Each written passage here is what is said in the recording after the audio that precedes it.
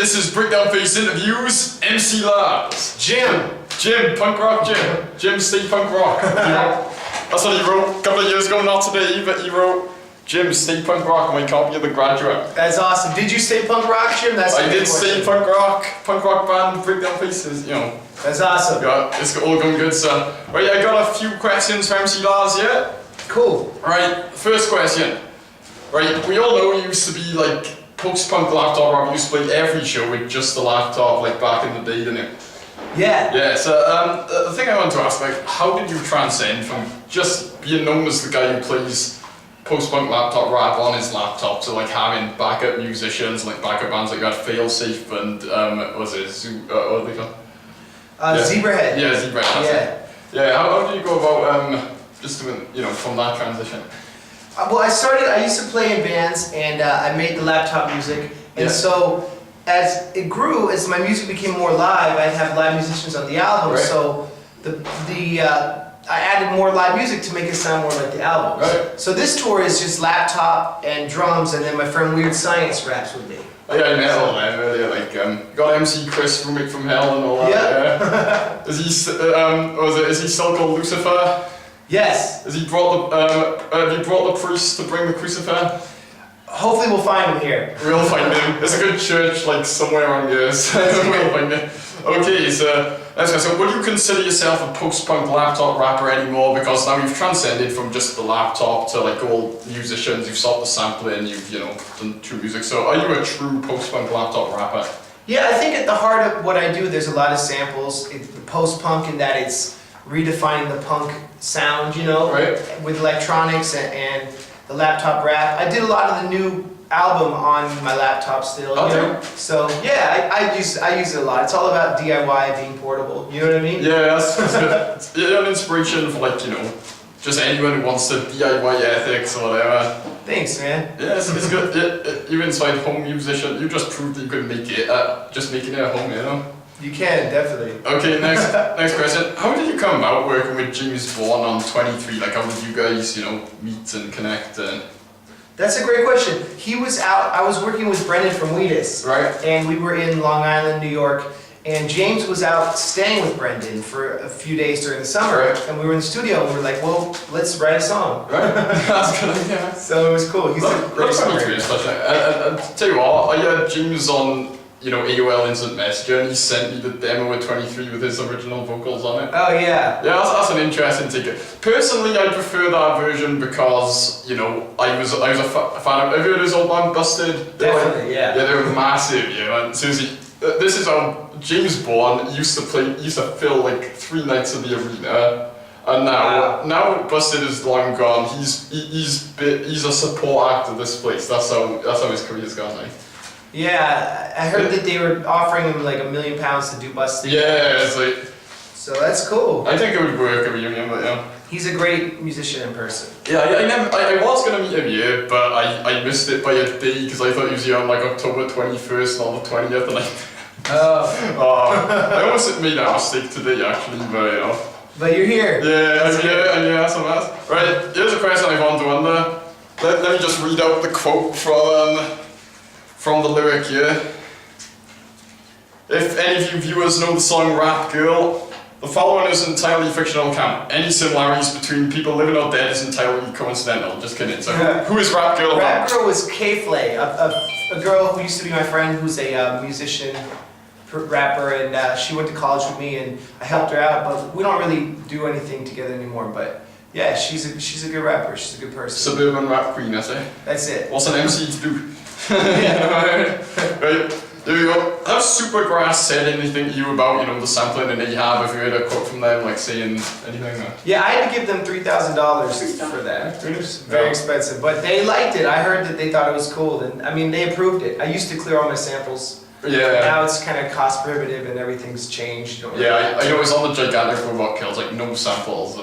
Yeah, because it was just too expensive. But we had to give therapy $4,000 to do that. Hateophilia. Oh yeah. So everyone wants money, so if you ask them, they ask for money, so the trick now is just don't ask anyone. Right. Along with sampling, right, how did Cry Tonight come about in Simon Emo? If you don't know, I'll insert a clip here. I hope that clip came That's out. awesome. Yeah. That's awesome. Right, so how did Cry Tonight and Has That Hate all that come out? I wanted to make a very stereotypical emo chorus in 2004. Yeah. So we wrote, my friend TJ and I wrote that. He was in a band called Men, Women, and Children, and we came up with that, and it's this story of a band, and it's funny how like some singers and groups from that era teach guitar in their living room now. You know what I mean? Yeah, I know what I mean. It's like, hey, I'm a one-hit wonder. You know. Exactly. Maybe you can teach laptop programming, you know, I don't know, in your living room. You're too successful for us, I think, you know, touring them. Right, here we go. Right, so I'm switching around. Right, how many self-referential songs do you have? Because I've heard Hey That's Me, What Is It, True Player For Real, you know, all that stuff. I guess every song is self-referential, but yeah, every album I kind of have like a theme song. Like the new album Lars Attacks. Lars Attacks is kind of a self-referential song. Alright, you know what I mean? Yeah, that comes along with my next question actually. Right, can you give away any song titles for Lars Attacks? Which is out when? It's out early July. Early July, right? So can you give away song titles that the viewers might like, you know? There's a song called Venomous Box Jellyfish. Right, that's an interesting title. Lars Attacks. There's a song called How to Be an Indie Rapper with Weird Science. I've got a song called Art of Darkness with Sage Francis. Gospel Judas. It's a great album. I'm very excited for everyone. Yeah, I'm excited for it too, like, because tell you what, I love The Graduate. The Gigantic Robot Kills. There was killer stuff on it, but I just couldn't like keep replaying that album as much as The Graduate. So I'm hoping Lars Attacks will hit me, you know, where I can keep replaying. Okay. No, I did like The Gigantic Robot Kills though. It's just, you know. I feel you. I feel you. Right, here we go. Do you hope Lars Attacks like retains the success you had like in the Graduate era, where that was like, you know, you were like in a lot of magazines, you were like... Yeah, to get in magazines though, you have to have you have to pay a publicist like £2,000, £3,000 a month, and like everything's changing, you know. I had a label that was paying for all that, and yeah, I mean, I don't really ever want to be chasing something from the past. I just want to make good art. Yeah, I think you're gonna... I don't know what the success is about who listens to it, really. Yeah. Really, if you could pay the bills, like most bands can't do that, and if you can, who cares like what publicist is getting paid? Like I'd rather pay the rent than pay some publicist. You know what I mean? Yeah. Put something in the NME so people can tell you that your album sucks. That's right. Right, here we go. Also, right, how much has Pledge Music helped you, and like why did you decide to give Pledge Music a go? And if you don't know whether Pledge Music is a system where you know ask the fans to help fund the album, so you put out something for them to enjoy, you know.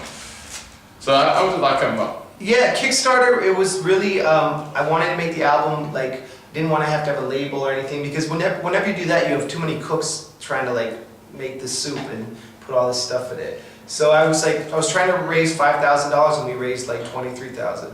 Which was awesome. That's yeah, I was impressed. Like, you know, it just proves how many like dedicated Lars fanatic, you know, how do I put it, Horace fanatics, or Andrew Nielsen, if I give away his real name, right? Yeah. Right. So Andrew, did you mind that? Right. What do you consider your official album releases? I asked you on forms. I sent you a forms through message before, and you said like, God, The Graduate was the first, and the rest, you know. So. How do you chronological, I don't know. How do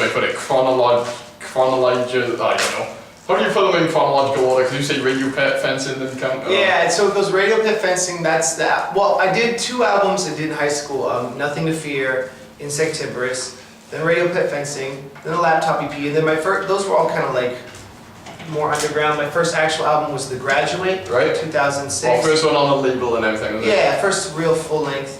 And then we did the Digital Gangster LP with Whitey Cracker. Yeah. Then This Gigantic Robot Kills, and around there, the label put out a bunch of EPs that were just online.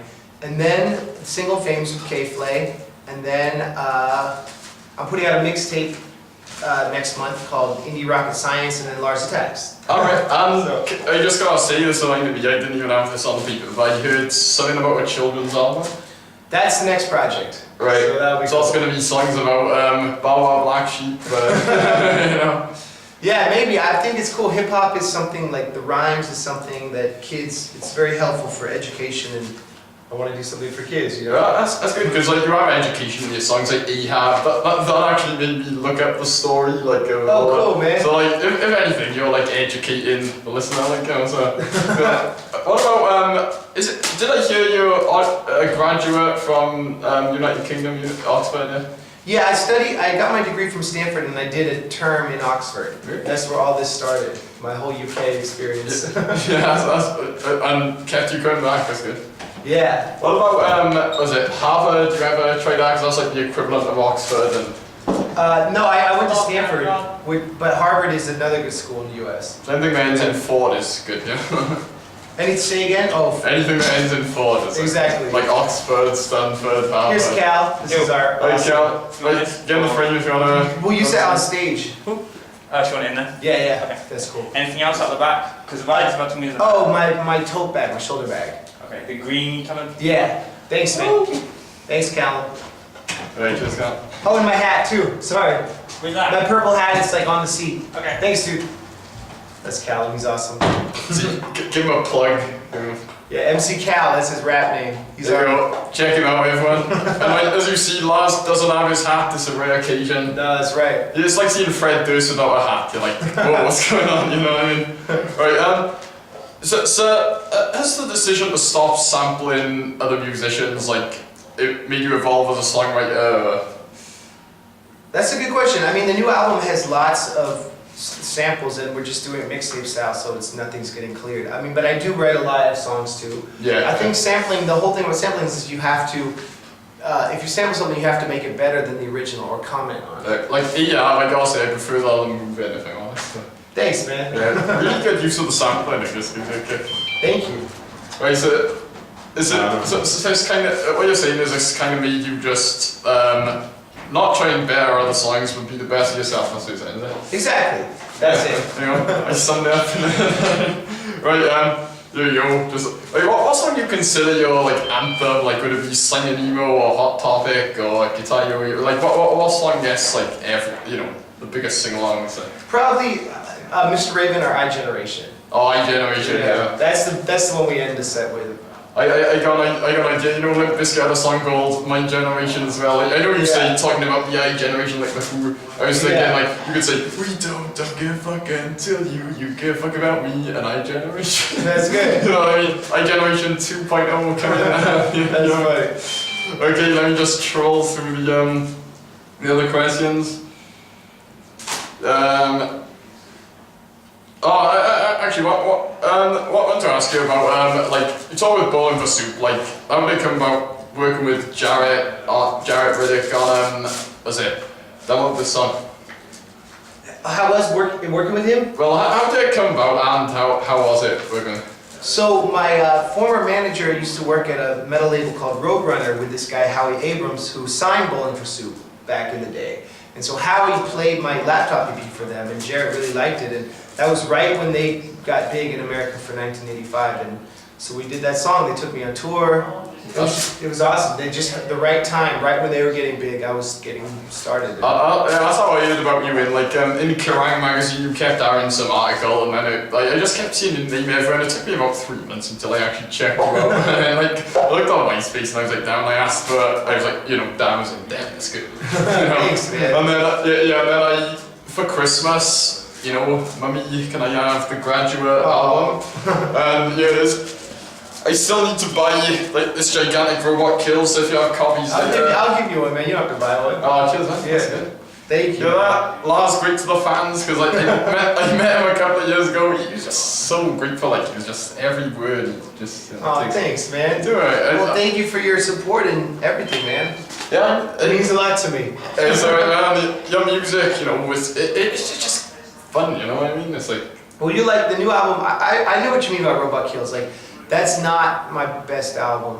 It's got some good stuff in it, but I was going through a lot, and I didn't make it hard. I can tell it's a bit more personal, but that's the thing is, you've got to be personal with music, But musically, that album, I don't think it hit any mark. I was in between the pop punk with the hip hop stuff. The new stuff you hear is more electronic and heavy and just more like hip hop, more what I wanted to do with Robot. So I feel like I get better all the time. Robot Kills I'm proud of, but it's not my favorite of my albums. You know what I mean? It's all about our opinion.